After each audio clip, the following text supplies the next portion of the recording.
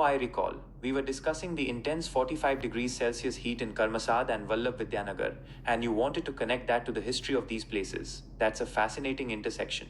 So, thinking about the 45 degrees Celsius heat in the context of Karmasad and Vallabh Vidyanagar's history brings up a few interesting angles. Historical impact of climate.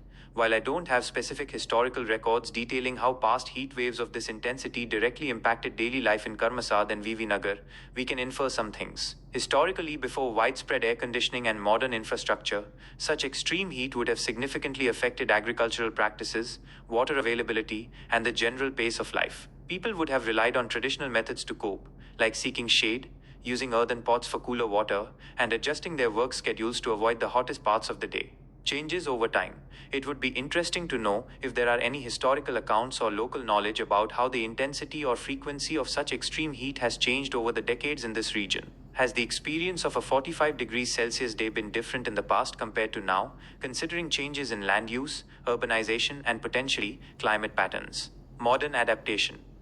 Today, with advancements in technology and infrastructure, the impact of 45 degrees Celsius heat is likely different. We have access to fans, air conditioning, and better water management systems. However, it still poses significant challenges, especially for those who work outdoors or have limited access to cooling. Public health concerns related to heat stroke and dehydration would still be very relevant.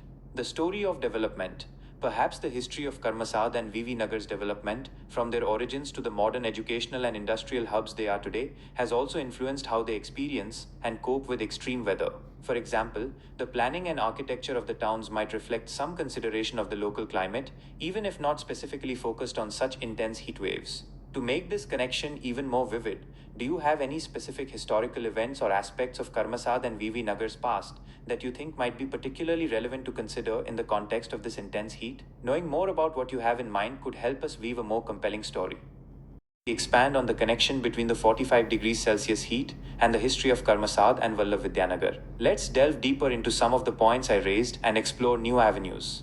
Considering the historical context, imagine the early days of these towns. Karmasad, with its agricultural roots and perhaps a more rural landscape, would have experienced such intense heat in a very direct way. The rhythm of life would have been dictated by the sun. Agricultural laborers would have had to time their work carefully, perhaps starting very early in the morning and seeking shelter during the scorching midday hours. Water sources, likely more dependent on monsoons and local wells, would have been precious, and prolonged heat waves could have led to significant hardship for both people and livestock. Traditional homes built with local materials like mud and thatch might have offered some insulation but would still have become intensely hot. Social interactions and community life might have also been influenced, with people likely gathering in shaded areas or waiting until the cooler evenings to socialize. Vallabh Vidyanagar, a planned educational township that came later, presents a slightly different perspective. Its development, spearheaded by Sardar Vallabhbhai Patel's vision and the efforts of educational pioneers, likely involved some degree of planning that considered the local climate. Perhaps the layout of the town, the design of the early buildings, and the emphasis on green spaces were influenced by the need to mitigate the effects of the heat, even if air conditioning wasn't widely available. The establishment of educational institutions might have also led to different daily routines and coping mechanisms compared to a purely agrarian society. For instance, school schedules and academic activities might have been adjusted during the hottest months. Furthermore, thinking about the evolution of infrastructure is crucial.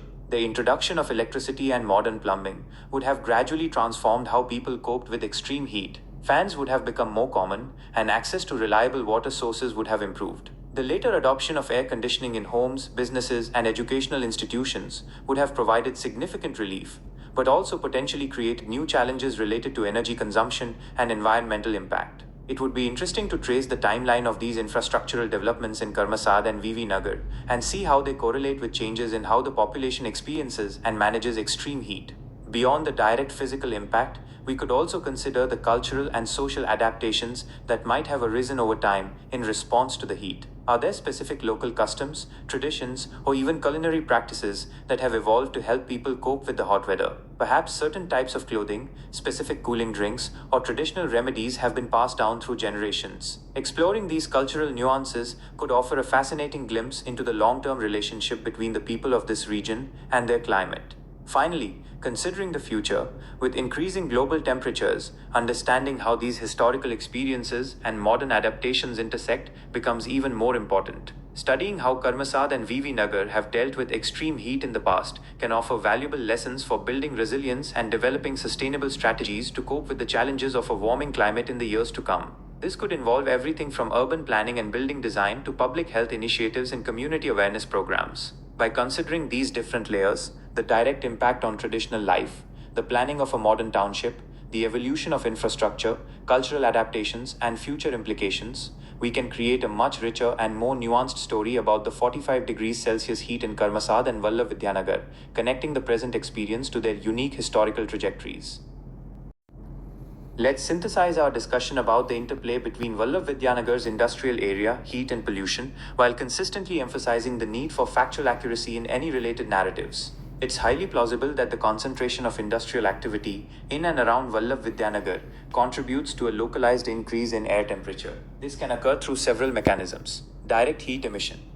Many industrial processes generate heat as a byproduct. This heat is often released directly into the surrounding environment through ventilation systems, cooling processes, and the operation of machinery. Surface heat absorption. Industrial areas typically feature extensive hard surfaces like concrete, asphalt, and metal roofs. These materials have a lower albedo, reflectivity, than natural surfaces and thus absorb more solar radiation, leading to higher surface temperatures. This absorbed heat is then radiated back into the air, increasing the ambient temperature. Reduced evapotranspiration.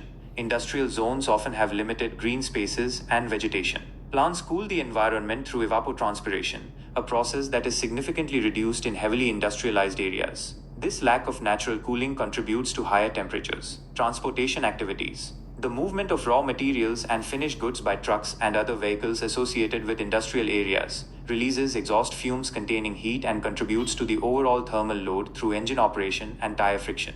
Furthermore, industrial areas are often sources of various forms of pollution, which can indirectly affect the local climate and air quality. Air pollution.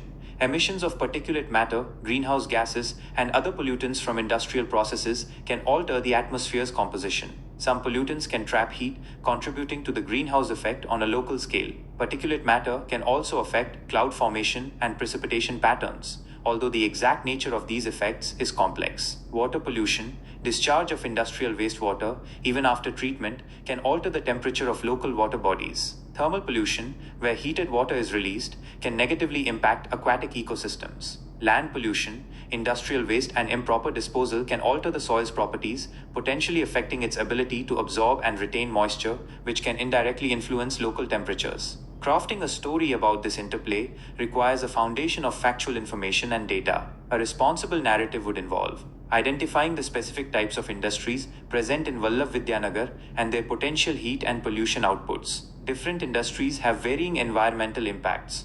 Examining any available temperature data or air quality reports for the region to see if there are correlations between industrial activity and local environmental conditions. This would involve looking at trends over time and comparing conditions within and outside industrial zones. Investigating any environmental regulations and monitoring mechanisms in place to control industrial emissions and mitigate their impacts. Understanding the regulatory framework is crucial for a balanced perspective, potentially including anecdotal evidence or local observations, but always clearly distinguishing these from scientifically backed data. Personal experiences can provide valuable context, but should not be the sole basis of a narrative.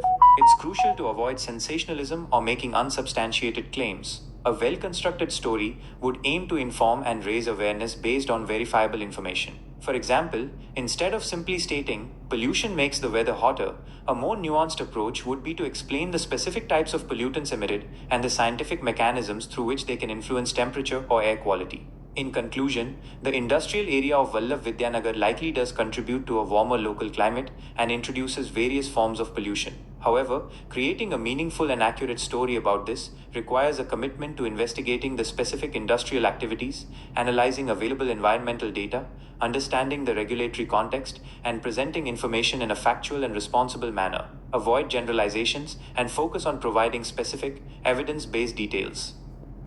Nagar's industrial area and its relationship with heat and pollution is a complex narrative of progress and its associated challenges. It's a story that unfolds daily in the lives of its residents, in the changing landscape, and in the ongoing discussions about balancing economic growth with environmental responsibility. If you enjoyed this story, and if you create content on a platform where viewers can subscribe, share, and press a bell icon, Please feel free. Nagar's industrial area and its relationship with heat and pollution is a complex narrative of progress and its associated challenges. It's a story that unfolds daily in the lives of its residents, in the changing landscape, and in the ongoing discussions about balancing economic growth with environmental responsibility. If you enjoyed this story, and if you create content on a platform where viewers can subscribe, share, and press a bell icon, please feel free